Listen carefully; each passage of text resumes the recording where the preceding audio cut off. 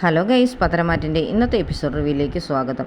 ഈ റിവ്യൂ ഇഷ്ടപ്പെടുകയാണെങ്കിൽ ഒന്ന് ലൈക്ക് ചെയ്ത് സബ്സ്ക്രൈബ് ചെയ്ത് സപ്പോർട്ട് ചെയ്യണേ. അപ്പോൾ നമ്മുടെ ജലജ കനകയോട് പറയുകയാണ്, നിനക്ക് ഈ ഉണ്ണിയപ്പമൊക്കെ ഉണ്ടാക്കാൻ അറിയാമല്ലോ, പിന്നെ എന്തിനാണ് നീ എന്നെ ഇങ്ങോട്ട് വിളിച്ചെന്ന് പറയും.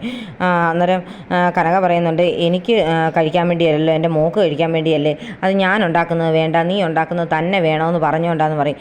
അതിന് അവൾക്ക് ഇത്രയ്ക്ക് അങ്ങോട്ട് ഉണ്ണിയപ്പത്തിനോട് കൊതിയെന്നൊക്കെ ചോദിക്കും. എന്താണെന്ന് ആർക്കറിയാം, ഗർഭിണിയൊക്കെ അല്ലേ എന്നൊക്കെ ചോദിക്കുന്നുണ്ട്.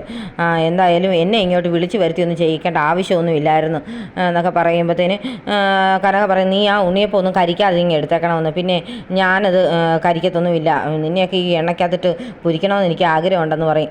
എന്താ പറഞ്ഞതെന്ന് ചോദിക്കും. പറയും ഒന്നുമില്ല എന്ന് പറയും. അല്ല, എണ്ണയ്ക്കകത്തിട്ട് പൊരിക്കുന്ന കാര്യമൊന്നും ചിന്തിക്കുക പോലും വേണ്ട കേട്ടോ, എൻ്റെ മകളുടെ സ്വഭാവം അറിയാമല്ലോ, നിന്നെ പൂട്ടാനുള്ള എന്തൊക്കെയോ കാര്യങ്ങൾ അവളുടെ കയ്യിലുണ്ടെന്നാ പറഞ്ഞു കേട്ടെന്നൊക്കെ പറയും.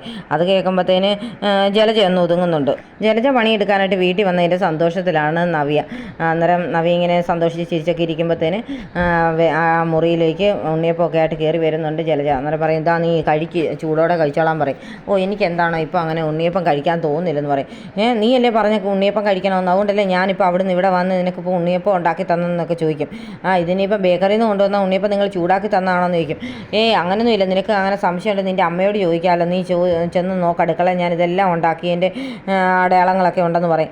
എന്തായാലും എനിക്കിപ്പോൾ അങ്ങനെ ഉണ്ണിയപ്പം കഴിക്കാൻ തോന്നുന്നില്ല, പക്ഷേ എൻ്റെ കാലിന് ഭയങ്കര വേദന, അതൊന്ന് തടവി തരാൻ പറയും. ഞാൻ നിൻ്റെ കാല് തടവാനോ, അതിനെന്താ തടവി തന്നാൽ ഒരു കുഴപ്പമില്ലെന്ന് പറയും. എന്നാൽ പിന്നെ എന്തായാലും കൊണ്ടുവന്നതല്ലേ, ആ ഉണ്ണിയപ്പം ഇങ്ങനെ തരാം, അതുകൂടെ കഴിച്ചുകൊണ്ട് ഞാനിരിക്കാമെന്ന് പറഞ്ഞ് ഉണ്ണിയപ്പം കഴിച്ചുകൊണ്ടിരിക്കുകയാണ് നവ്യ. അന്നേരം കാല് തടവി കൊടുക്കുന്നുണ്ട് ജലജ. 7ാം മാസത്തെ പ്രസവത്തിന് കൊണ്ടുവന്ന് കഴിഞ്ഞാൽ പിന്നെ ഇതൊക്കെ ചെയ്തു തരേണ്ടതേ സ്വന്തം അമ്മമാരാ, അല്ലാതെ അമ്മായിമ്മമാരല്ലെന്ന് ജലജ പറയും. എന്തായാലും അമ്മായിമ്മ ചെയ്തെന്ന് പറഞ്ഞ് ഒരു കുഴപ്പമില്ലല്ലോ, നിങ്ങളുടെ മകൻ്റെ കുഞ്ഞല്ലേ എൻ്റെ വയറ്റിൽ കിടക്കുന്നത്, അപ്പം ചെയ്യുന്നതിനും കുഴപ്പമൊന്നുമില്ലെന്ന് പറയും. അന്നേരം ജലജയ്ക്ക് അങ്ങ് ദേഷ്യം വരുന്നുണ്ട്. ആ സമയത്ത് അഭി അങ്ങോട്ട് കയറി വരും. എടാ അതെ, നിൻ്റെ ഭാര്യയ്ക്ക് ഉണ്ണിയപ്പം വേണമെന്ന് പറഞ്ഞപ്പോൾ ഞാൻ ഉണ്ണിയപ്പം ഉണ്ടാക്കി കൊടുത്തു, അത് കഴിഞ്ഞപ്പോഴത്തേന് അവൾക്കിപ്പോൾ ഉണ്ണിയപ്പം വേണ്ട, ഞാൻ കാല് തടവിയാൽ മതി എന്ന് പറയുന്നു. ഞാൻ കാല് തടവി മടുത്തെന്നൊക്കെ പറയും.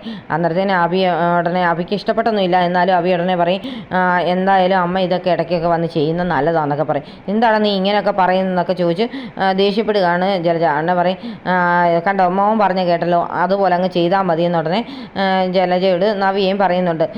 ഞാൻ ഇവളുടെ കാല് തടവി കൊടുക്കണം, ഇവൾക്ക് ഓരോന്നുണ്ടാക്കി കൊടുക്കണം, ഇതെല്ലാം ഇവളെന്നെ കൊണ്ട് ചെയ്യിപ്പിക്കുന്നതാണെന്നൊക്കെ പറയും.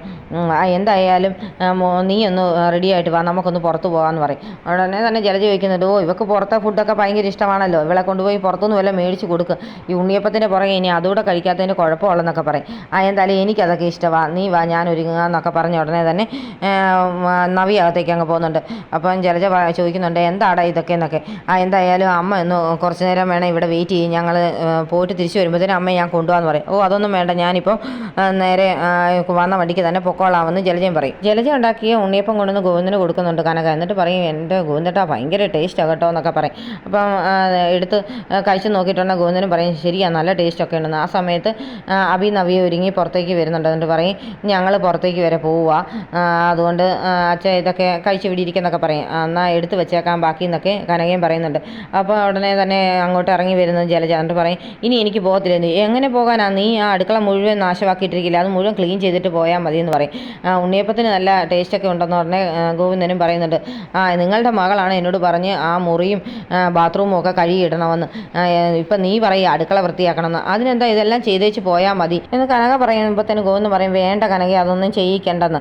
ഉടനെ കനക പറയുന്നുണ്ട്, അതൊന്നും പറ്റത്തില്ല, ചെയ്യിക്കണം ഗോവിന്ദേട്ട, ഇവളല്ലാത്ത സാധനമാകുക, കാരണം ഇവളെ അങ്ങനെ ചെയ്യിക്കാതെ വിടാൻ പറ്റത്തില്ലെന്ന് പറയും. എന്നിട്ട് അകത്ത് ചെന്ന് നോക്കുന്നുണ്ട്, കനകയെല്ലാം ജലജയെല്ലാം ചെയ്യുന്നുണ്ടെന്ന് പറഞ്ഞാൽ കനക പറയും, എന്തായാലും നല്ല ക്ലീൻ ആക്കിയിരിക്കണം കേട്ടോ, അല്ലെങ്കിൽ നീ ഇനിയും വീട്ടിൽ ചെന്ന് കഴിയുമ്പോൾ എൻ്റെ മോള് നിന്നെ തിരിച്ച് വീണ്ടും വിളിപ്പിച്ചിട്ട് പണിയിപ്പിക്കുന്ന ലക്ഷണം കാണിക്കരുതെന്നൊക്കെ പറയും.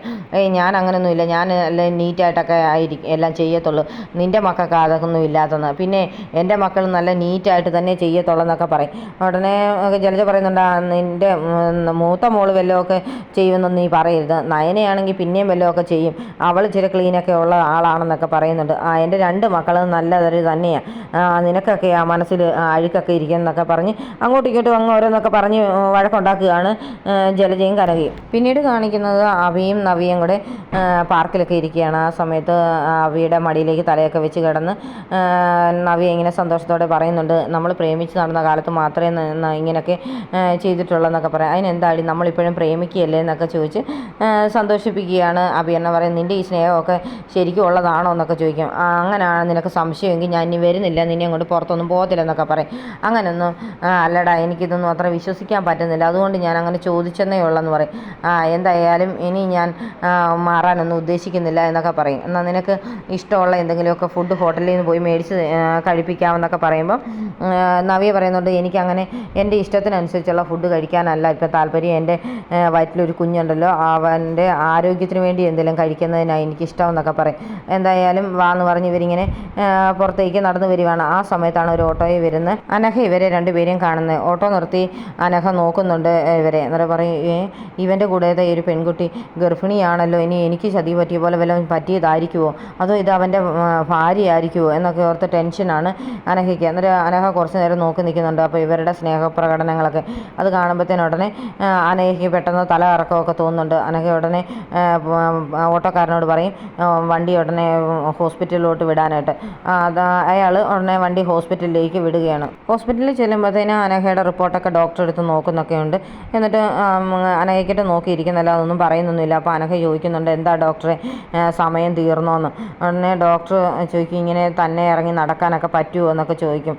അതല്ല ഡോക്ടറെ, ഇനി എത്ര ദിവസമുണ്ട്, 2-3 ദിവസമെങ്കിലും കാണുമോ എന്നൊക്കെ ചോദിക്കുമ്പോൾ ഡോക്ടർ അങ്ങനെ മറുപടി പറയുന്നില്ല. അന്നേരം അനഘയ്ക്ക് ഭയങ്കര സങ്കടമാണ്. എൻ്റെ കാര്യങ്ങളെല്ലാം ഡോക്ടർക്ക് അറിയാമല്ലോ എന്ന് പറയും. എൻ്റെ മോളുടെ കാര്യം ഓർത്തുമ്പോൾ എനിക്ക് ഭയങ്കര ടെൻഷനാണെന്നൊക്കെ പറയും. അതിന് സാരമില്ല, നമുക്ക് അറിയാവുന്ന ഏതെങ്കിലും ഫാമിലിയായിട്ട് സംസാരിക്കട്ടെ എന്നൊക്കെ ഡോക്ടർ ചോദിക്കുന്നുണ്ട്. ഉടനെ പറയും, എൻ്റെ ഡോക്ടറെ എൻ്റെ കുഞ്ഞിനൊരു അച്ഛനുണ്ട്, അവനോട് ഞാൻ ഈ കാര്യങ്ങളെല്ലാം പറഞ്ഞിട്ടുണ്ട്, എനിക്കങ്ങനെ അധികം ആയുസില്ലെന്നുള്ള കാര്യം ഞാൻ അവനോട് പറഞ്ഞിട്ടുള്ളതാണ്. പക്ഷേ അവൻ ഇതുവരെ ഒന്നും മറുപടി പറഞ്ഞില്ല. എനിക്ക് ആകെ എൻ്റെ മോള് മാത്രമല്ലേ ഉള്ളൂ, എൻ്റെ മോളെക്കുറിച്ച് ഓർക്കുമ്പോൾ എനിക്ക് ഭയങ്കര സങ്കടമാണ് ഡോക്ടറെ എന്നൊക്കെ പറഞ്ഞ് കരയുകയാണ് അനഘ. അന്നേരം ഡോക്ടർ മാക്സിമം ആശ്വസിപ്പിക്കാനൊക്കെ നോക്കുന്നുണ്ട്. എന്നിട്ട് പറയും, ഞാൻ വേണമെങ്കിൽ ഒരു വണ്ടിയൊക്കെ ഏർപ്പാട് ചെയ്യാൻ വീട്ടിൽ പോകാമെന്നൊക്കെ പറയും. എൻ്റെ ഡോക്ടറെ, എനിക്കതൊന്നുമല്ല, എൻ്റെ മോളുടെ കാര്യം ഓർക്കുമ്പോഴാണ് എനിക്ക് ഏറ്റവും സങ്കടമെന്ന് പറഞ്ഞ് നിൽക്കുമ്പോഴത്തേന് ഒരു കുട്ടി ഇങ്ങനെ ഓടി വരുന്നതായിട്ടും കാണിക്കുന്നുണ്ട്. അത് കാണിച്ചുകൊണ്ടാണ് ഇന്നത്തെ എപ്പിസോഡ് അവസാനിക്കുന്നത്.